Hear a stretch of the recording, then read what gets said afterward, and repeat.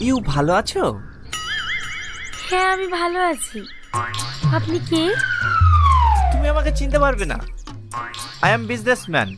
তোমার ভিলেজ কোথায়? Hi friends, welcome to my YouTube channel. পলিগ্রামে নতুন আপডেট পেতে হলে এই চ্যানেলটিকে সাবস্ক্রাইব করে রাখুন, কারণ এই চ্যানেলে পলিগ্রামে নতুন কোনো আপডেট আসে পার্ট 2 নিয়ে। রং নাম্বার পার্ট 1 আপনারা তো সবাই দেখেছেন। রং নাম্বার পার্ট 2 কবে আসবে, কখন আসবে, সব এখান থেকে জানতে পারবেন।